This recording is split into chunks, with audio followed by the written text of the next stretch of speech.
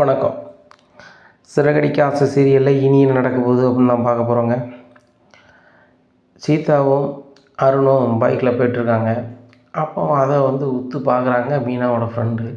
இதை பார்க்க சீதா மாதிரிலாம் இருக்குது. இந்த ஆளை பார்க்கும்போது நம்ம பைக்கில் வரும்போது நம்மகிட்ட ஃபைன் வாங்கின அல்ல அப்படின்னு சொல்லிட்டு ரொம்ப ஷாக்காகிறாங்க. ஷாக்காகி மீனாவை ஃபோன் அடிக்காங்க. மீனா, அந்த போலீஸ்காரர் உங்கள் குடும்பத்துக்கு ரொம்ப வேண்டியாளா அப்படிங்கும்போது, வேண்டிய ஆளுங்க முடியா நம்ம போகும்போது வரும்போதும் ஃபைன் போட்டுக்கிட்டு கஷ்டப்படுத்திட்டு கிடக்காரு. சும்மா வண்டி கொண்டு அங்கே நிப்பாட்டிடுவேன் ஸ்டேஷன்லாம் சொல்லுதாரு அப்படிங்கிறாங்க. அப்போ எதுக்கு சீதா யார் அவங்க பைக்கில் போகிறா அப்படிங்கிறாங்க. இதை கேட்டால் மீனாவுக்கு ரொம்ப ஒரு மாதிரி ஆயிடுது. ஆக என்ன சொல்லி சமாளிக்கணும்னு தெரியலையே அப்படின்னு சொல்லிட்டு, நம்மளுக்கு பழக்கம் இல்லை, ஆனால் சீதா அவங்க அம்மாவை ஆஸ்பத்திரியில் நல்லா பார்த்துக்கிட்டாலாம். அந்த பழக்கத்தில் நடந்து வரும்போது ஒரு இடத்துல கொண்டு விடுவார் அப்படிங்கிறாங்க. அப்படியா, தோளில் கை போட்டு போனான், சிரித்து பேசிகிட்டே போனாங்க. அப்போ அவங்க குடும்பத்துக்கு பழக்கமான ஆள் போலுக்கு. அப்படி பழக்கமாக இருந்தாலும் ஏன் ஃபைன் போடுதாரு நம்மக்கிட்ட அப்படின்னு தான் உனக்கு கால் பண்ணேன் மீனா, வேறு ஒன்றும் இல்லை அப்படின்னு சொல்லி ஃபோனை வச்சிடுறாங்க. இங்கே மீனாவுக்கு ரொம்பவே கஷ்டமாகுது. அப்புறம் ரோட்டில் பார்க்குறவங்கெல்லாம் சொல்கிற அளவுக்கு ஆயிடுச்சு. ஒரு பையனை விரும்புகிறேன்னு சொன்னால், ஒருவேளை இந்த பையன் தானா சர்க்கார் வேலை பார்க்கணுன்னு வேறு சொன்னானே அப்படின்னு சொல்லி சீதாவுக்கு கால் பண்ணுறாங்க. சீதா உடனே அருண்கிட்ட நீங்கள் போய்ட்டு வாங்க, எங்கள் அக்கா தான் எங்கேயே நிற்கான்னு நினைக்கிறேன் கால் பண்ணுறா அப்படிங்கும்போது, நான் உங்கள் அக்காவை பற்றி பேசிட்டு போகிறேன் அப்படிங்கும்போது, தயவுசெய்து நீங்கள் போய்ட்டு வாங்க அப்படிங்கிறாங்க. அக்கா சொல்லுக்கா அப்படிங்கிறாங்க. என்னடி பண்ணிகிட்ருக்க, நான் தான் உனக்கு சொல்லியிருக்கோம்ல கொஞ்சம் பொறுன்னு சொல்லிட்டு, எதுக்கு நீ பைக்கில் இல்லாத அப்படிங்கிறாங்க. அக்கா நீ எங்கே இருக்கக்கா அப்படிங்கிறாங்க. நான் டி நகரில் இருக்கேன் அப்படிங்கும்போது, அக்கா இங்கே நான் தள்ளிலாம் இருக்கேன் உனக்கு எப்படிக்கா தெரியும் அப்படிங்கும்போது, என் ஃப்ரெண்டு ஒருத்தி அங்கே போயிட்டு இருந்திருக்கா, ஃபோன் பண்ணி சொல்கிறா, இது நல்லா இல்லை. அது போக அந்த அருணூட்டியா நீ பேசுகிறேன் அப்படிங்கும்போது, அக்கா அருணை தெரியுமா உங்களுக்கு, ரொம்ப நல்ல பையன்க்கா அப்படிங்க. ஆமாம் ரொம்ப சூப்பர் பையன், காலையில் கூட எனக்கு 500 ஃபைன் தான் போட்டு விட்டாரு அப்படிங்கிறாங்க. என்னக்கா நீ ஹெல்மெட் எதுவும் போடலையா அப்படிங்கும்போது, ஹெல்மெட்லாம் போட்டிருந்தேன் அப்படிங்கிறாங்க. அப்போ தான் வண்டியில் எல்லா பேப்பரும் வச்சுருந்தியா அப்படிங்கிறாங்க. வசந்தி என் பைக்கில் ஏறிட்டா, நாங்கள் 2 பேரும் போயிட்டுருந்தோம் ஏற்கனவே அப்படிங்கிறாங்க. அப்போ ஃபைன் போட தானக்கா செய்வாங்க, அவர் ஃபைன் போடுறதுனால அவர் தப்பானவராக்கா அப்படிங்கும்போது, உங்கள் மாமாட்ட ஏட்டி கூட்டி நடந்துக்கிட்டது அந்த அருண் தான் அப்படிங்கிறாங்க. அக்கா என்னக்கா சொல்கிற அப்படிங்கிறாங்க. உங்கள் மாமாவுக்கு அவனுக்கு ஆகாதடி அப்படிங்கும்போது, மாமா இதே மாதிரி ஏதாவது செஞ்சுருப்பாங்க, அதனால தான் அருண் இப்படி பண்ணியிருப்பார்.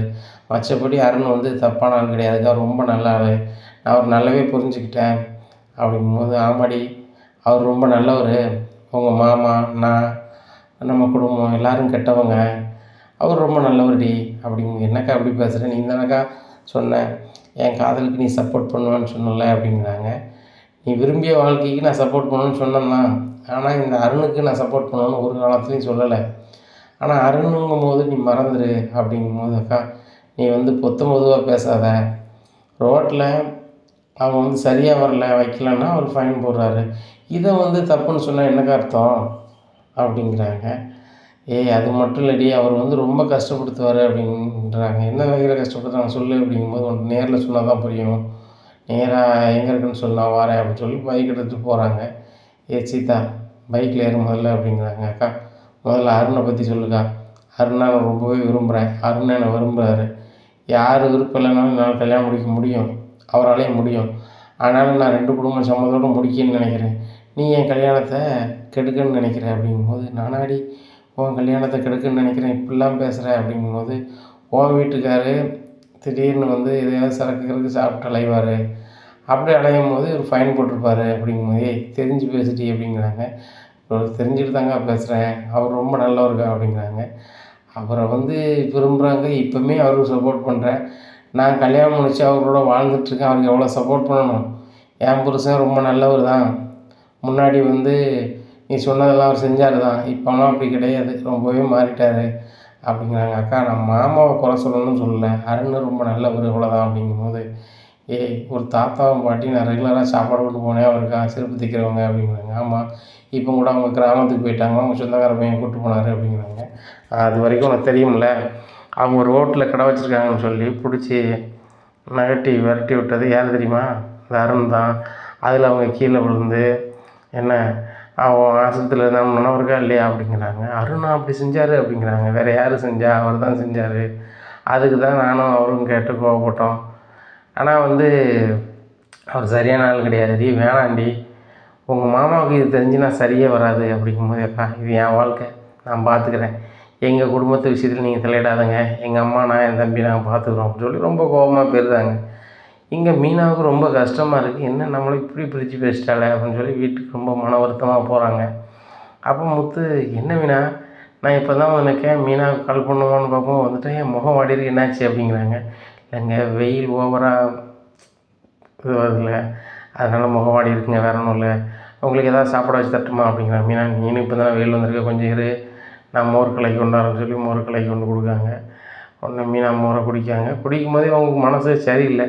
இப்போ அண்ணாமலையும் வந்துடுறாங்க. வந்தோடனே முத்து வாங்க 3 பேர் சேர்ந்து சாப்பிடுவோம் அப்படிங்கும்போது, அப்போ அம்மாவங்க அப்படிங்கிறாங்க. அவள் தான் நடன பள்ளிக்கு போகிறேன்னு போயிட்டுலடா, நம்ம 3 பேர் தான் அப்படின்னோடனே முத்துக்கும் அங்கே அண்ணாமலைக்கும் சாப்பாடு வைக்காங்க. மீனா வைக்கும்போது, மீனா நீனும் உட்காந்து சாப்பிடுமா அப்படிங்கிறாங்க. மீனா உட்காந்து சாப்பிடுதாங்க. சாப்பிட்றதுக்கே மனசு இல்லை. மீனா சாப்பாட்டை குழச்சிக்கிட்டே இருக்காங்க. மீனா சாப்பாடு ரொம்ப நேரம் வச்சு பார்க்கக்கூடாது, சாப்பிடு அப்படிங்கிறாரு முத்து. என்ன மீனா இன்னும் கதையாம்மா அப்படின்னு சொல்லி அண்ணாமலை கேட்குறான். ஒன்றும் அம்மா அப்படிங்கிறாங்க. அந்த சாப்பிட்டு முடிச்சுட்டு அண்ணாமலை போயிடுறாரு. அப்போ மீனாட்ட கேட்குறாங்க முத்து, மீனா உன்னோட ஒவ்வொரு அசைவையும் நான் உன்னிப்பாக கவனிச்சிட்ருக்கேன், என்னாச்சு சொல்லு அப்படிங்கும்போது, இல்லைங்க அதை நான் சொன்னால் கண்டிப்பாக நீங்கள் கோவப்படுவீங்க அப்படிங்கும்போது, மீனா நீ சொல்லுதை வச்சு நான் முடிவு பண்ணுறேன், நீ கோவப்படணுமா வேண்டாமான்னு சொல்லிட்டு, நீ என்கிட்ட சொல்லுறதுக்கு முன்னாடியே நான் கோவப்படுவேன்னு சொன்னால் என்ன அர்த்தம் அப்படிங்கிறாங்க. இல்லைங்க அந்த விஷயம் உங்களுக்கு பிடிக்காது, கண்டிப்பாக கோவம் தான் படுவீங்க, அதனால் நான் உங்கள்கிட்ட சொல்லலைங்க அப்படிங்கிறாங்க. மீனாங்க பாரு, என்கிட்ட எந்த விஷயத்தையும் நீ மறைக்க மாட்டேன், அப்படி மறைச்சா என்னைக்காவது எனக்கு தெரிய வந்துச்சுன்னா நான் ரொம்ப கோவப்படுவேன்னு உனக்கே தெரியும், சும்மா சொல்லு, எப்படினாலும் நான் தெரிஞ்சுக்கிதானே ஆகணும் என்ன அப்படிங்கிறாங்க. எங்கள் சீதா வந்து அப்படிங்கிறாங்க. சீதா என்னாச்சு, அவள் தான் நல்லா படித்து வேலை பார்க்கல, அவளுக்கு என்ன, அவள் கெட்டிக்காரி இல்லை அப்படிங்கிறாங்க. கெட்டிக்காரியாக தாங்க இருந்தா, இப்போ ஒன்றுத்துக்கு அவதெல்லாம் மாற போகிறான் அப்படிங்கும்போது, மீனா அது வாழ போகிற பிள்ளை, அப்படிலாம் பேசாத அப்படிங்கிறாங்க. இல்லைங்க என் தங்கச்சி தான், உங்கள் மருமக தான் என்ன, ஆனாலும் நான் சொல்லக்கூடாதான், எனக்கு இப்படி கஷ்டமாக இருக்குது, ஒரு பையனை விரும்புகிறேன்னு சொல்கிறா அப்படிங்கும்போது, மீனா நல்ல விஷயம் தானே, அவளுக்கு எப்படி நம்ம மாப்பிள்ளை பார்க்கணும், அவளே பார்த்துட்டா, அந்த மாப்பிள்ளையை பேசி நம்ம கல்யாணம் முடிச்சு வச்சுருவோம். இந்த காலத்தில் எந்த காலத்தில் இருக்க, லவ் மேரேஜ் பண்ணால் நல்லது தானே. நான் வந்து ரவி விஷயத்தில் கோவப்பட்டேன்னா அந்த வாசுதேவனுக்கும் நம்ம குடும்பத்துக்கு ஆகாது, அதனால தான். மற்றபடி விரும்பி வாழ்கிற வாழ்க்கையை நம்ம என்ன பண்ண போகிறோம், நல்லா இருந்துட்டு போட்டோம். அவள் கல்யாணமே வேண்டாம்னுட்டு இருந்தா, இப்படி ஒரு பையனை விரும்பிட்டாங்கும்போது நமக்கு அது நல்ல கூடாதுன்னு போச்சு அப்படிங்கிறாங்க. ஏங்க நீங்கள் சொல்லதெல்லாம் சரிதான், நான் மாப்பிள்ளை கொஞ்சம் சரியில்லாதவராக இருக்கார் அப்படிங்கிறாங்க. அது உனக்கு எப்படி தெரியும், மாப்பிள்ளையாவை யார் என்னன்னு கேட்டால் தான் தெரியும் அப்படிங்கிறாங்க. உங்களுக்குமே மாப்பிள்ளை நல்லா தெரியும் அப்படிங்கிறாங்க. எனக்கு நல்லா தெரியுமா, யார் மாப்பிள்ளை என்ன செய்தார் அப்படிங்கிறாங்க. மாப்பிள்ளை வந்து சர்க்காரில் வேலை பார்க்காரு, காக்கிச்சட்டக்காரராக இருக்கார் அப்படிங்கிறாங்க. பரவாயில்லையே, சரி அவளும் படிச்சிருக்கா, அதுக்கேற்ற மாப்பிள்ளை தயார் பண்ணியிருக்கான், சரி ரைட்டு ஓகே தான் அப்படிங்கிறாங்க. ஏங்க அது யாருன்னு தெரிஞ்சால் தான் நீங்கள் ரொம்ப ஷாக் ஆவீங்க அப்படிங்கிறாங்க. மீனா இந்த படத்தில் உள்ள கிளைமேக்ஸா கடைசி அந்த இது மாதிரியே நீ வந்து வச்சிட்ருக்க, கொஞ்சம் சொல்லு மீனா, எனக்கு புரியுற மாதிரி சொல்லு, கடைசி கட்ட மாதிரி படத்தில் கடைசி கட்ட மாதிரி பண்ணாத சொல்லு அப்படிங்கிறாங்க. வேறு யாரும் இல்லைங்க, உங்களில் வந்து ரோட்டில் நீங்கள் போகையில் உங்கள்கிட்ட செல்வனாங்கிட்ட சும்மா வரணில் எடுத்துக்கிட்டு ஃபைன் போடுவார்ல அந்த அருண், அதை காட்டிச்சிட்ருக்காரு அப்படிங்கிறாங்க. ஆமாம் அவன் சொந்தக்கார பையனா அப்படிங்கிறாங்க. அவன் சொந்தக்கார பையன் கிடையாதுங்க, பையனே அந்த அருண் தான் அப்படிங்கும்போது, என்ன சொல்கிற மீனா, இந்த அருணா வந்து நம்ம சீதா விரும்புகிறான் அப்படிங்கிறாங்க. சீதா வந்தாங்க விரும்புகிறாங்களாம், நான் அவன்கிட்ட எவ்வளோ சொல்லி பார்த்தேன் கேட்கலங்க, நான் அவனை தான் கல்யாணம் பண்ணிச்சுப்பேன், இல்லைன்னா கல்யாணமே வேண்டான்னு சொல்லிட்டு போகிறான், என் பைக்கில் கூட ஏற மாட்டேன்ட்டா அப்படிங்கிறாங்க. உடனே இதை கேட்ட முத்து, என்ன மீனா சொல்கிறேன், எனக்கு ஒன்றும் ஓடலை, இதை கேட்டவுடனே எனக்கும் என்ன செய்யணும்னே தெரிலங்க, ஆனால் சீதா அவனை தான் விரும்புகிறேன் அப்படிங்கிறான். அப்படிங்கும்போது சரியான ஆள் கிடையாது, அவன் ரொம்ப கோபக்காரம்லாம், ரொம்ப ஆர்வக்கோளாறுலாம் பண்ணுவான், ஏற்கனவே நம்மளை மாதிரி ஆளெல்லாம் ரொம்ப கஷ்டப்படுத்துவான், நீலாம் ஒரு ஆளா அப்படிமா. அதே இது நான் ரூல்ஸாக ஃபாலோ பண்ணுவேன்னு சொல்லுற இடத்துல பெரிய பணக்காரங்க யாராவது வந்தால் போட்டோம் அப்படிங்கிறது, நம்மளை மாதிரி கஷ்டப்பட்ட ஆள் வந்தால் ரூல்ஸுங்கிறது, இந்த மாதிரிலாம்லாம் பண்ணுவான் அப்படிங்கும்போது எனக்கு நல்லாவே தெரியுதுங்க. ஆனால் சீதா வந்து அவன் ரொம்ப நல்லவர் அப்படின்னு நினச்சிட்ருக்கா அப்படிங்கும்போது, எப்படி சீதா வந்து அவனை விரும்பிட்டா, என்ன விஷயம் அப்படிங்கும்போது, ஏங்க ஆஸ்பத்திரியில் ஒரு வயசான அம்மா இருக்குது, சீதா தான் பார்த்துக்கிட்டு தான் வச்சுக்கிட்டு தான் நான் சொன்னோம்ல அப்படிங்கிறேன். ஆமாம் சொன்னான், அது அந்த அருணோட அம்மா தான் அப்படிங்கிறேன். அப்படியா, அதனால தான் அப்படியா, இல்லை அந்த அருண் எனக்கு என்னையே பிடிக்காது, நம்மளை பிடிக்காது, அதனால் எதுவும் பண்ணுறானா அப்படிங்கிறாங்க. அப்படி எதுவும் தெரிஞ்ச மாதிரி இல்லைங்க, நம்மளை பற்றி அவங்களுக்கு தெரியாதுன்னு தான் நினைக்கிறேன். சீதா வந்து ரொம்ப ஷாக் ஆனா. மாமாவுக்கு தெரியுமாங்கும்போதே ஷாக்காக தான் ஆனா. அப்படிங்கும்போது இல்லை அருணுக்கு நம்மளை தெரிஞ்சிருக்கலாம், நம்மளை வந்து கஷ்டத்தை கொடுக்கணும்னு சொல்லி சீதாட்ட பழகுறோன்னா நம்ம தெரில அப்படிங்கிறாங்க. உடனே மீனா சொல்கிறாங்க தெரிலையேங்க அப்படிங்கிறாங்க. சரி சரி ஸ்டேஷனில் எனக்கு தெரிஞ்ச ஒரு அண்ணா இருக்கார், அவர்கிட்ட கேட்போம் அப்படின்னு சொல்லி அவர்கிட்ட கேட்குறாங்க. எப்போ ஆமாம் அந்த அருண் பையன் யாரவே விரும்புதெல்லாம் வைக்கானா, கூட அவன் கூட நான் தான் ஆளு சொன்னான், மற்றபடி உன் குழந்தையான்னு அவனுக்கு தெரியாதான்.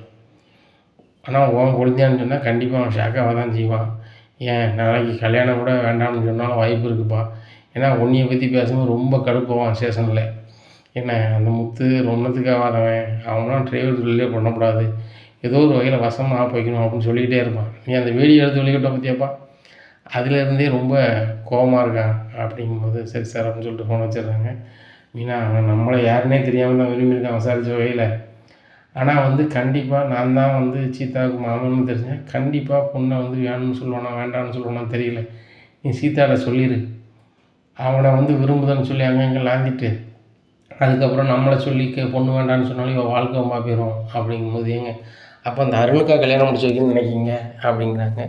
மீனா நம்ம என்ன செய்ய முடியும், அவள் விரும்பிட்டா, அவள் இப்படி சொன்னான்னு சொல்கிறேன், எங்கள் வீட்டு கதையை நாங்கள் பார்த்துக்குறோம், எங்கள் விஷயத்தில் தலையிடாதாங்கன்னு சித்தாவே சொன்னவரும் நம்மளை தாங்கிக்க முடியுமா? எனக்கு சத்யா சொன்ன மாதிரி தான் இருக்குது, உன் வேலையை ஏதோ பாரு நான் பார்த்துக்கிறேன் எனக்கு தெரியும்னு சத்யா சொல்லும்போது எனக்கு அந்தளவுக்கு மனசு கஷ்டமாக இருந்துச்சு. அப்போ உனக்கு இவ்வளோ கஷ்டமாக இருக்கும், நீ அவங்களுக்காக படிப்பு நிப்பாட்டி நீ உழைச்சி அவங்கள காப்பாற்றிருக்க, இன்றைக்கு வரைக்கும் உன்னால் முடிஞ்சதை செஞ்சிட்ருக்கேன்னு வச்சுக்கோயேன், நீ யார் அப்படின்னு கேட்ட மாதிரி தான் கதை. அப்படிங்கும்போது கஷ்டமாக தான் இருக்கும்.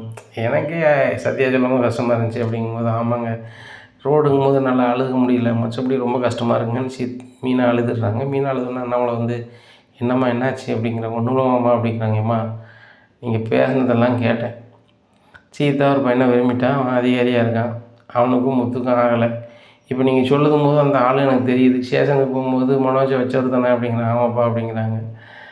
டேய் நம்மளுக்கு ஒரு பையனை பிடிக்குங்கிறது முக்கியம் இல்லை, பொண்ணுக்கும் பையனுக்கும் பிடிச்சிருக்கா, அவங்க கதையை அவங்க பார்க்காங்களா, கல்யாணம் முடிச்ச பிறகு அவங்க கதையை அவங்க பார்த்துக்க போகிறாங்க, நீங்கள் ஏன் இதில் ஃபீல் பண்ணுறீங்க அப்படிங்கும்போது இல்லைப்பா, சீதா ஒரு தங்கமான பிள்ளைப்பா, யாரையும் வந்து ஏற்று கூட பேச மாட்டா, எல்லோரும் நல்லா இருக்குன்னு நினைப்பா அப்படிங்கும்போது இப்போ உள்ள பிள்ளையாவது எப்படி நெளிஞ்சு வளைஞ்சு போகணுமோ போயிருங்க, அதுக்கு பிடிச்ச வாழ்க்கையை நம்ம உண்டு போனது தான் சரியானது. சரி நான் பார்த்துக்கிறேன், இந்த விஷயத்தில் நீ வந்து தாய் மாமனா ரொம்ப மனசை போட்டு குழப்பாத, ஏன்னா அந்த வீட்டில் நீ மூத்த பையன், அது எப்படி நீ அணுகணுமோ அப்படி தான் அணுகணும். நம்ம சுயநலத்துக்கு அவங்கள என்ன செய்யக்கூடாது, கஷ்டப்படுத்தக்கூடாது. உனக்கும் அந்த அருணுக்கும் பிடிக்கலையா, நான் வந்து உன் இடத்துல இருந்து என்ன செய்கிறேன், அந்த அருண் வீட்டில் பேசி ஒழுங்கு பண்ணுறேன், நீ கவலைப்படாத அப்படிங்கிறாங்க. இப்போ அதில் இல்லைப்பா பிரச்சனை, இப்போ சீதா கூட பேசிட்டு இந்த முத்து குடும்பத்திலேயே பொண்ணு எடுக்கணும் நான் வேண்டாம்னு சொல்லிட்டோம்னா இவன் வாழ்க்கை என்னப்பா ஆகும், அதாம்மா பயமாக இருக்குது. மீனா சொன்னால் இப்போ அவள் கேட்குற மாதிரி இல்லை அப்படிங்கும்போது அண்ணாமலை சொல்கிறாங்க, டேய் இப்போ நான் போய் சீதாட்ட பேசுகிறேன் அப்படிங்கிறாரு. சரிப்பா நீ பேசுனதப்பா சரியாக வரும் அப்படிங்கிறாங்க. உடனே மீனாவும் அம்மா நீங்கள் பேசுங்க, சீதா வீட்டில் தான் இருக்கா அப்படிங்கிறாங்க.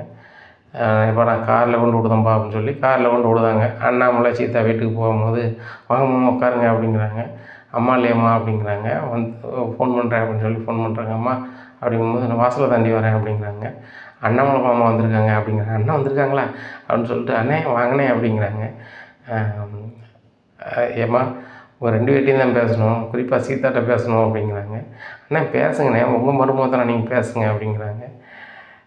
உங்களுக்கு தெரியுமான்னு எனக்கு தெரியல, சீதா ஒரு பையனை விரும்புகிறாளாம் அப்படிங்கும்போது என்னடி சொல்கிறாங்க இவங்க, அண்ணன் என்ன சொல்லுது அப்படிங்கிறாங்க. ஏம்மா கோவப்படாத, இப்போ உள்ள வாழ்க்கையில் இது சகஜம், எல்லோரும் விரும்ப தான் செய்கிறாங்க. என்ன என் பையன் ரவி விரும்பி கல்யாணம் முடிச்சுக்கிட்டான், அவன் மேலே கொஞ்ச நாள் கோபமாக இருந்தேன், அப்புறம் என்னாச்சு சேர்த்து வீட்டில் வச்சுக்கிட்டேன். இதே மாதிரி தான் பிள்ளைகள் அவங்களுக்கு பிடிச்சதை என்ன செய்வாங்க, வாழ்க்கையை அமைச்சுப்பாங்க. ஆனால் நம்ம சீதாவை பொறுத்த மட்டும் 2 குடும்பம் சம்மதத்தோடு தான் கல்யாணம் பண்ணி பண்ணியிருக்கா, இது நம்மளுக்கு பெருமை தானே, இதை நம்ம தானே பண்ணி வைக்கணும் அப்படிங்கும்போது அண்ணே இந்த விஷயம் உங்களுக்கு எப்படிண்ணே தெரியும் அப்படிங்கும்போது முத்து மீனாவும் பேசிக்கிட்டு இருந்தாங்கம்மா. நான் வந்து நைஸாக கேட்டு அவங்ககிட்ட கேட்கும்போது சீதா விரும்புகிற மாப்பிள்ளையே முத்துக்கும் மீனாவுக்கும் ஆக மாட்டேங்குதான், அதனால் அவங்களால இவள் வாழ்க்கை ரொம்பாயிடக்கூடாது, நானே பேசி ஒழுங்கு பண்ணுதுங்கிறதுக்கு தான் சீதாட்ட பேச வந்திருக்கேன் அப்படிங்கும்போது மாப்பிள்ளைக்கும் மீனாவுக்கும் பிடிக்கலன்னா அப்படி ஒரு சம்மந்தம் வேண்டவே வேண்டாம்ண்ணே. நம்ம குடும்பத்தை பற்றி உங்களுக்கு நல்லாவே தெரியும். இந்த வீட்டுக்கு எதுனாலும் உங்கள் பையன் முத்து இல்லாமல் நடக்காது. இங்கே அப்படி தான் போயிட்டுருக்கு அப்படிங்கும்போது, இல்லைம்மா முத்து தான் எல்லாம் செய்யணும். ஆனால் இந்த இடத்துல முத்து இருந்து செய்ய முடியாத போது அவன் இடத்துல நான் செய்வேன். கவலைப்படாத சித்தா, உனக்கு விரும்பின அப்படி தான் கல்யாணம் செய்வோம். அதுபோக நம்மளை பற்றிய விஷயம் எல்லாத்தையுமே சொல்லி நான் புரிய வச்சிடுறேன். அது வரைக்கும் அந்த பையன் பைக்லேயோ இதுலேயோ நீ போகக்கூடாதும்மா. அப்படி நீ போயிட்டு நாளைக்கு முத்துக்காக நான் கல்யாணம் முடிக்க மாட்டேன்னு சொல்லும்போது வாழ்க்கை மைனஸ் ஏற்படாது அப்படிங்கிறாங்க. சரிம்மாம்மா அப்படிங்கிறாங்க. உடனே அம்மா நான் போயிட்டு வரேன் அப்படிங்கும்போது சரிண்ணே அப்படிங்கிறாங்க. ஏய் என்னடி பண்ணி வச்சுருக்க அப்படின்னு சொல்லி மீனாவோட அம்மா கேட்குறாங்க சீதாட்ட. நான் ஒன்றும் பண்ணலம்மா அப்படிங்கிறாங்க. அண்ணன் வந்து வீடு தேடி பேசுது, அதனால் உன்னை அமைதியாக இருந்தேன். நீலாம் அப்படின்னு சொல்லிட்டு போலாமா, எனக்கு அவரை பிடிச்சிருக்கு, அவரை தான் கல்யாணம் முடிப்பேன், ஏன்னா எனக்கு கல்யாணம் தேவையில்லை அப்படிங்கிறாங்க. இந்த அளவுக்கு பேசுகிற அளவுக்கு ஆயிடுச்சுன்னா அக்கா வேண்டாம் மாமா வேண்டாம், உன் வாழ்க்கை மட்டும் போதும்னாடி, உனக்கு ஒரு தம்பி இருக்கான்னு கொஞ்சம் போது நினப்பு இருக்காடி அப்படிங்கிறாங்க. ஏம்மா எனக்கு வந்து அருந்தம் வேணும் அப்படிங்கிறாங்க. உடனே சரிடி இரு அப்படியே இரு அப்படின்னு சொல்லி மீனாவை ஃபோன் பண்ணி பேசுகிறாங்க. மீனா அழுகிறாங்க. என்னை பார்த்து இப்படி சொல்லிட்டாம்மா, ரொம்ப கஷ்டமாக போச்சு அப்படிங்கும்போது அண்ணன் வந்து பேசுனது, அண்ணன் எல்லாத்தையும் சொன்னது, அண்ணாமலை கவலைப்படாத மீனா, நீ இவங்களுக்காக எவ்வளோ கஷ்டப்பட்டு உன் படிப்பே நிப்பாட்டினேன்னு எனக்கு தான் தெரியும், அதை கொஞ்சம் கூட நினைக்கல. சரி அவங்க நீ மாதிரி வரும்போது தெரியும், நீ கவலைப்படாத மீனான்னு சொல்லி ஃபோனை வைக்கிறாங்க. அண்ணாமலை வீட்டில் நடந்தது சொல்கிறாங்க. ஒன்றும் பிரச்சனை இல்லை, கவலைப்படாதீங்க அப்படின்ட்டு இருக்கும்போது விஜயா வந்துடுறாங்க. என்னங்க ஒன்றும் கவலைப்படாதீங்க வைக்கன்னு சொல்லிக்கிட்டு இருக்கீங்க, மாடியில் நீங்கள் ரூம் கட்டி கொடுக்க போகிறீங்களா அப்படிங்கும்போது விஜயா தலையும் தெரியாமல் வாழும் தெரியாமல் ஆடாத, நான் என்ன பேசணும்னு தெரியுமா அப்படிங்கிறாங்க. ஏங்க வேறு என்ன பேசுனீங்க சொல்லுங்கள் அப்படிங்கும்போது விஜயா ஓன்ற சொன்னோம் நீ ஊருக்கே சொல்லுது மாதிரி அப்படிங்கும்போது, அப்படியாங்க நான் இல்லாத நேரம் நீங்கள் பேசிகிட்டு இருக்கீங்க, அப்போ நான் நீங்கள் இல்லாதவங்க ஏதாவது செஞ்சால் அதை செஞ்சிட்டோம்னு சொல்லுதீங்க, நீங்கள் மட்டும் எதாண்ட சொல்ல மாட்டீங்க அப்படின்னு சொல்லிட்டு போகிறாங்க. காப்பி போடுறீ அப்படிங்கிறேன். சரி அப்படின்னு சொல்லி காப்பி போட்டு கொண்டு கொடுக்காங்க. விஜயா நீ என்ன பேசுனாலும் மீனா நீ சொன்ன உடனே காப்பி போட்டு கொண்டு தரா பற்றியா, அதான் மீனா. ஆனால் மீனாவை நீ எந்த இடத்துலையும் நீ என்ன செஞ்ச குறைச்சி தான் பேசுத, இன்னுமே அது பேசாத அப்படிங்கும்போது, ஏங்க இந்த விஜயா என்றைக்கும் வந்து கத்தாதாங்க இருப்பான், இந்த வீட்டு வேலைக்கு வந்திருக்கவங்களுக்கெல்லாம் வந்து மருமகளை ஏற்றுக்கிட்டு பேச மாட்டான் அப்படிங்கும்போது, அத்தை நானும் இன்னும் வீட்டு வேலைக்கெலாம் வரலை, எங்கள் அத்தை உங்களுக்கு சமைச்சு தரணும்னு தரேன், இந்த வீட்டில் இருக்கிறவங்களுக்கு சமைச்சு விடணும் கொடுக்கேன், எனக்கு வேலைக்கு இருக்கிறதுனால என்ன சம்பளமாக தரீங்க இல்லை சம்பளம் தர போகிறீங்களா அப்படிங்கிறாங்க. விஜயா வாய் அடைச்சி அப்படின்னு இருக்காங்க. உடனே அண்ணாமலை சொல்கிறாங்க, மீனா இதை மாதிரி நீ முன்னாடியே பேசுனேன்னு வச்சுக்கோம்மா, இது பிரச்சனையே இல்லை, வந்த புதுசில் நீ அமைதியாக இருந்தியா, அதனால் விஜயா தலை மேலே ஏறி ஆடுதான், இதை நடக்கு ஏற்கனவே நடனப்புள்ளி வச்சுருக்கான் அப்படிங்கும்போது, ஏங்க என் நடனப்புள்ளியை தான் இதை இழுத்து பேசுவீங்களா அப்படிங்கும்போது விஜயா எனக்கு கொஞ்சம் அஸ்தியாக இருக்குது, நான் ரெஸ்ட் எடுக்கேன் அப்படின்னு சொல்லி அண்ணாமலை போயிடுறாங்க. பின்னாடியே விஜயாவும் போயிடுறாங்க. ஏங்க எதுக்கு எடுத்தாலும் அந்த மீனாவுக்கு முத்துக்குமே சப்போர்ட் பண்ணிகிட்ருக்கீங்களே, கெட்டின பொண்டாட்டின்னு எனக்கு ஏதாவது சப்போர்ட் பண்ணுறீங்களா வைக்கிறீங்களா அப்படிங்கிறாங்க. உடனே சும்மா கடனி அப்படின்ட்டு இருக்கும்போது முத்துக்கு ஒரு கால் வருது. யார் பண்ணுறான்னா மீனோட அம்மா. மாப்பிள்ளை சத்யா வீட்டுக்கே வரல, அவனுக்கு ஃபோன் பண்ணி பார்க்குறேன் போகவே மாட்டேங்குது அப்படிங்கும்போது, அப்படியே தான் நான் என்னென்னு பார்க்குறேன் அப்படின்னு சொல்லி சத்யாவுக்கு கால் பண்ணி பார்க்குறாங்க, ஃபோன் போகலை. அங்கே சிட்டி வந்து சத்யா தூக்கி கொண்டு வச்சுருக்கான். என்கிட்ட வேலைக்கு வர மாட்டியா, நான் வேலைக்கு கூப்பிடுதேன், நிறைய சம்பளம் தராங்க, நீ இந்த வீடு விட்டா சாப்பாடை விட்டு தலையுது, அதை கொடுக்கும்போது ஒரு நாளைக்கு உனக்கு ஒரு 500 கிடைக்குமா, நான் ஒரு நாளைக்கு 1000 மேலே தரமுங்க, எனக்கு கணக்கு வழக்கு பார்க்க ஆள் இல்லை, நீ ஒம்பாட்டில் அந்திக்கிட்டு இருக்க, ஒழுங்கு மரியாதை என் சொல்லதை கேளு அப்படின்னு கேட்க முடியாது அப்படிங்கிறாங்க. 4 பூசை கொடுங்களேன் அப்படிங்கிறாங்க. அந்த ஆளை பூசை கொடுக்குறாங்க. சொன்ன சொல்லி கேட்கல. அப்போ ஆஃபீஸில் உட்காந்து சிட்டி என்ன சொல்லுறாரு, இனிமேல் எனக்கு போட வேண்டியதை போட்டால் தான்டா சரியாக வரும், நம்ம அவன் உடம்புல செலுத்த வேண்டியதை செலுத்திடுவோம், செலுத்தினா தான் அவன் சரி வருவான் அப்படிங்கும்போது, அண்ணே அது சரியாக வருவானே அப்படிங்கிறாங்க. அது மட்டும்தான்டா சரியாக வரும், அதை பண்ணி விட்டுட்டு நம்ம ரோட்டில் விட்டுருவோம், பைக்கை தூக்கிட்டு ஓட்டைக்கு இந்தக்கையும் நடந்துவான், அதை நம்மளே வீடியோ எடுத்து போட்டு விட்ருவோம், ஆட்டோமேட்டிக்காக ஆள் உள்ளே போயிடுவான், இவனுக்கு இந்த வேலையும் போயிடும், வேலையும் போய் உள்ளேயும் போனவனையும் சரி வந்துடுவான், அப்படி சரி வந்த பிறவனுக்கு வேறு வேலையே இருக்காது, நம்மகிட்டே வேலைக்கு வந்துடுவான், பிரச்சனை முடிஞ்சதா, அப்படி ஓவராக இது பண்ணி எதுவும் வண்டிக்குள்ளே போனாலும் போய் சேரலாம் அப்படிங்கிறாங்க. அண்ணே பயங்கரமான யோசனைண்ணே நீங்கள் அப்படிங்கிறாங்க. சரி நான் வாங்கிட்டு வரேன், நீங்கள் மட்டும் ஃபோன் பண்ணி சொல்லிடுங்க அவர்கிட்ட இந்த மருந்து கொடுக்க சொல்லி அப்படின்ட்டாங்க. சரி ரைட்டு அப்படின்னு சொல்லி ஃபோன் பண்ணி சொல்கிறாங்க.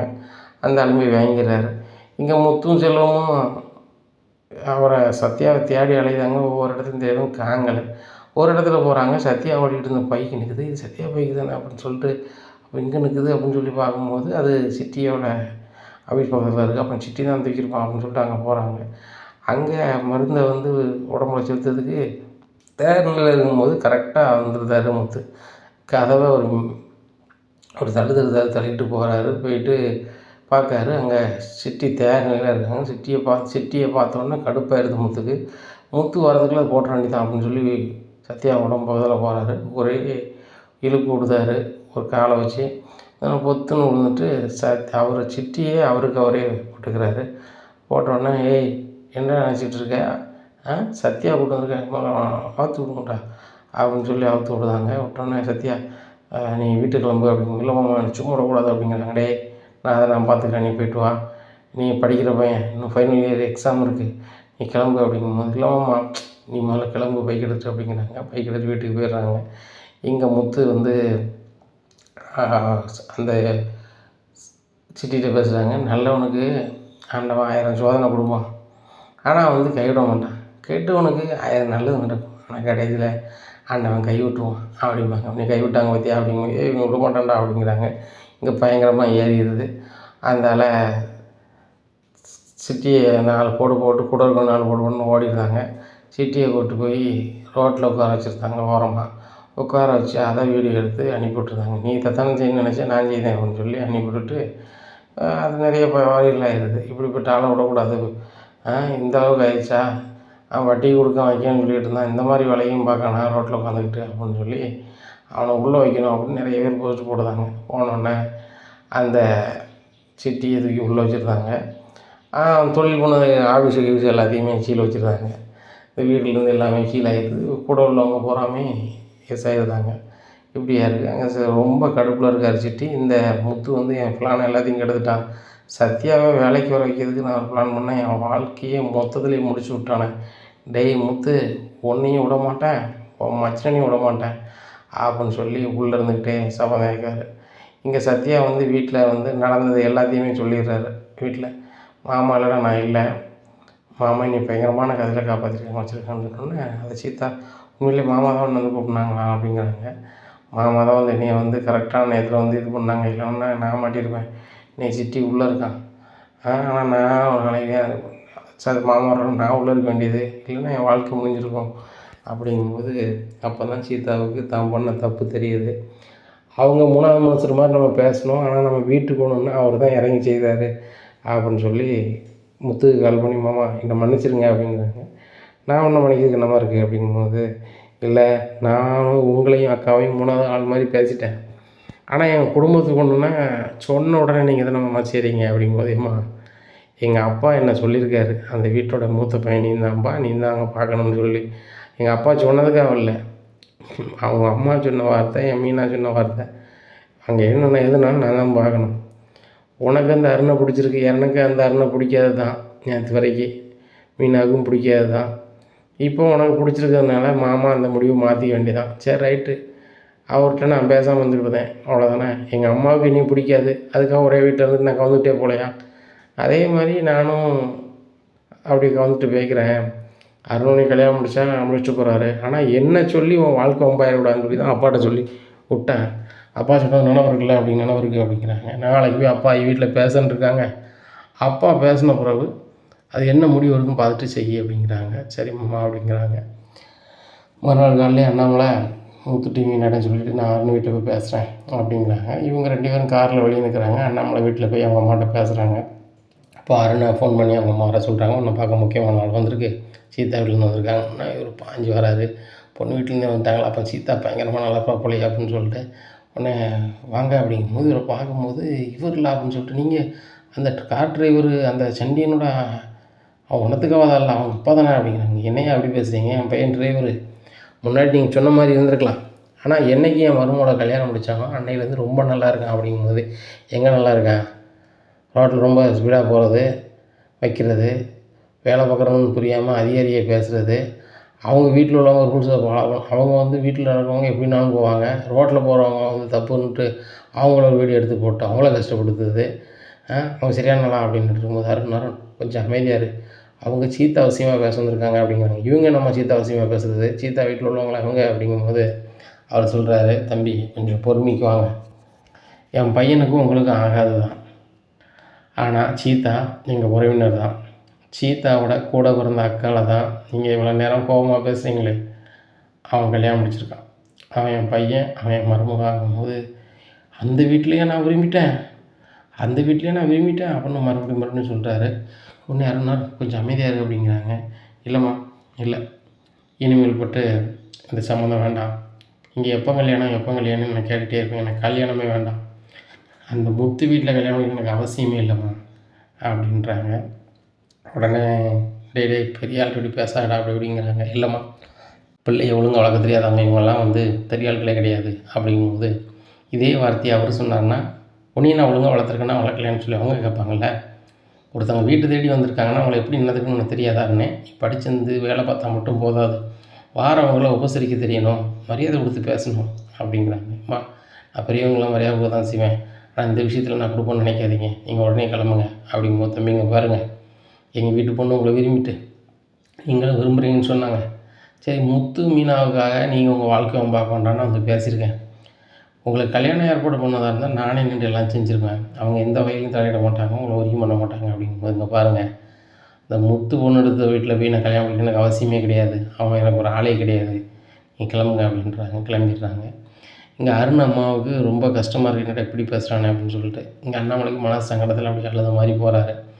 அப்போ முத்து பார்த்துட்டு, என்னப்பா என்னாச்சு அப்படிங்கிறாங்க. சரி வரலடா, உன் மேலேயும் மீனாவோட கோவத்துலேயும் அந்த பொண்ணை கல்யாணம் முடிக்க மாட்டேன் அப்படின்னு சொல்கிறாரு. அப்படிங்கும்போது, ஏதாம்பா சொன்னேன், நீங்களே போய் சீதாட்ட சொல்லிடுங்க அப்படிங்கும்போது, அண்ணாமலை கூப்பிட்டு போய் வீட்டு முன்னாடி கொடுத்தாங்க. சீதா வீட்டு முன்னாடி சீதாட்ட போய் எல்லாத்தையும் சொல்கிறாங்க. சீதாங்க பாரு, உனக்காக பேச போனேன், முத்து மீனாக இருக்கிற குடும்பத்தில் நான் கல்யாணம் பண்ணிக்க மாட்டேன், வாங்க மாட்டேன் அப்படின்னு சொல்லிட்டாரு. அப்படிங்கும்போது, இல்லை, நீங்கள் ஒழுங்காக பேசாமல் மாமா சொன்னதை சொல்கிறீங்க அப்படிங்கிறாங்க. ஏம்மா நம்பு, நாமே பேசினேன் அப்படிங்க, வெளியே கூட பாரு, காரில் உங்கள் அக்காவும் முத்து இருக்காங்க அப்படிங்கும்போது, மாமா நீங்கள் எல்லோரும் பேசி வச்சுட்டு சரிங்க, அருணை நான் கல்யாணம் முடிக்கக்கூடாது தானே மாமா, நான் எப்படி பார்க்கணும் பார்த்துக்கிறேன் அப்படின்னு சொல்லி அருணுக்கு கால் பண்ணுறாங்க.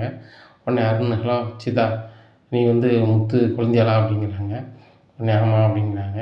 இனிமேல் உனக்கு எனக்கு செட் ஆகாது, அந்த முத்துக்கு எனக்கும் சுத்தமாக பிடிக்காது, அவன் குழந்தையெல்லாம் இருந்துக்கிட்டு நீ கல்யாணம் முடிக்கணும்னு ஏமாத்துறது தான் அப்போ கல்யாணம் வைக்கும்போது மரியாதையை பேசுங்க, எங்கள் வீட்டில் எவ்வளோ சொன்னாங்க நான் தான் கேட்கல, இனிமேல் ஃபோன் பண்ணிங்க அவ்வளோதான் அப்படின்னு சொல்லி ஃபோனை வச்சிடுறாங்க. இங்கே இப்படியா இருக்குது, இவங்க வீட்டுக்கு போயிடுறாங்க. அப்புறம் 2-3 நாள் அப்படி நாட்கள் நகருது. வீட்டிலே சீதா இருக்காங்க.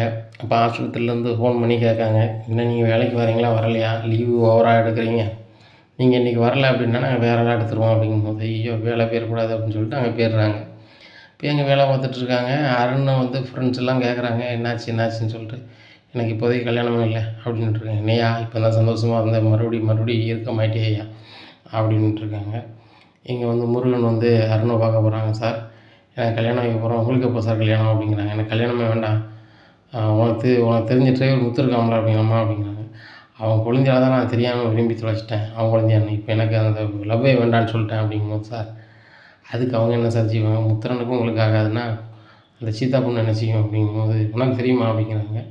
அது அருணா, அது முத்தரன் குழந்தையான்னு தெரியும், நம்ம 2 பக்கமும் பேசிக்கிறோம், நான் சொல்லலை, அது நல்ல பொண்ணு சார் அப்படிங்கும்போது அருண் யோசிக்கார், நம்ம தான் தவறாக வார்த்தையை விட்டுட்டோமோ அப்படின்னு சொல்லிட்டு, சரி பார்த்துக்கலாம், நீங்கள் போய்ட்டு வாங்க முருகன் அப்படின்னு சொல்லி அனுப்பி விட்டுறாங்க. இங்கே ரோகிணியோட அம்மா ரோகிணி பணமே அனுப்பலை அப்படின்னா என்ன செய்யனே தெரியல. இருக்கிற பணத்தை கிறிஷுக்கு மட்டும் சாப்பாடு வாங்கி கொடுக்க வைக்க அந்த மாதிரி பண்ணிகிட்ருக்காங்க. அப்புறம் வாடகை கொடுக்கணும்னு சொல்லி கேட்கும்போது வேறு வழியே இல்லாமல் தங்கிட்ட இருந்த கடைசி தங்கத்தை, அந்த தங்கத்தை விற்று வாடகையை கொடுத்துட்றாங்க. அடுத்த மாதம் நம்ம என்ன செய்ய போகிறோம்னு சொல்லிட்டு அதை நினச்சிக்கிட்டே இருக்காங்க. அவங்களுக்கு மனசில் ஒன்றும் ஓடலை. பள்ளிக்கூடம் வேறு திறக்க போகுது, பணம் வேறு கட்டணுமே, ரோகிணிக்கு வேறு ஃபோன் அடித்தா, கல்யாணிக்கு வேறு ஃபோன் அடித்தா எடுக்க மாட்டாளே அப்படின்னு சொல்லி ரொம்ப மன அழுத்தத்தில் இருக்காங்க. டவர்னு பொசுக்குன்னு மயங்கியிருந்தாங்க, மூச்சு பேச்சு இல்லை. இங்கே கிறிஸ்து ஓடி ஆடி விளாண்டு கிடந்தவன் டவர்னு பார்க்க பாட்டிங்கிறாங்க, மூச்சு பேச்சில் பக்கத்து வீட்டில் ஓடி வச்சோன்னா அவங்க எல்லாம் தண்ணி தெளிக்காங்க. இங்கே எந்திக்கவே இல்லை. அவங்க எல்லோரும் தூக்கி கொண்டு சீதா வேலை பார்க்குற ஆஸ்பத்திரியில் கொண்டு சேர்த்துருந்தாங்க. வீட்டு உணவு சேர்த்துட்டு பார்க்காங்க. ஒரு நாள் நினைவு திரும்பலை. சீதாவுக்கு அங்கே தான் ரோகிணியோட அம்மா இருக்காங்கன்னே தெரியல, அதை கவனிக்கலை. இவங்க தச்சியெல்லாம் பார்க்குறாங்க. அங்கே கிறிஸ்து பாட்டியும் இருக்காங்க, கூட ஒரு ஆள் இருக்குது. என்னங்க இவங்க இங்கே இருக்காங்க, இவங்க எங்கள் அக்காளுக்கும் எங்கள் மாமாவுக்கு தெரிஞ்சவங்க தான் அப்படிங்கிறாங்க. அப்படியா, இவங்க எங்கள் பக்கத்து வீட்டில் வாடகை இருக்காங்க, அவங்க பொண்ணு அடிக்கடி வரும், இப்போ ஃபோனு கூட எடுக்க மாட்டேங்காங்களா, அந்த கிறிஸ் பையன் கூட கால் பண்ணிகிட்டே இருக்கான், ஃபீஸ் கட்டுறதுக்கு என்ன செய்யணும்னு தெரியல அப்படிங்கும்போது, இருங்க நான் எங்கள் மாமாவுக்கு எங்கள் கால் பண்ணுறேன்னு சொல்லி சீதா வந்து மீனா கால் பண்ணும்போது, சொல்லு சீதா இன்னும் பிரச்சனையா அப்படிங்க. ஒன்றும் பிரச்சனை இல்லைக்கா, இந்த கிறிஷும் அவங்க பாட்டியும் எங்கள் ஆஸ்பத்திரியில் இருக்காங்க, நீ கொஞ்சம் உடனே மாமா கூப்பிட்டு வாக்கா அப்படிங்கிறாங்க. 2 பேரும் கிளம்பி சீதா வேலை பார்க்குற ஆஸ்பத்திரிக்கு போகிறாங்க. இனி என்ன நடக்கும் இந்த ரோகிணி வாழ்க்கையில்?